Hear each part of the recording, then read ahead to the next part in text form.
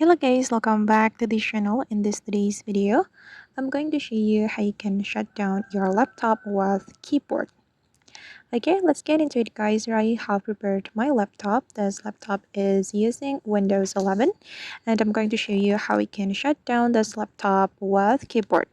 If you want to do that, you can press this window button with X button like this, and then your screen will look like this guys, and press the U button and you will have some options on your screen. You have sign out, sleep, shut down, and restart, and press the U button again to shut down your laptop. Okay, just press the U button, and as you can see now my laptop is turned off. That's so easy, right?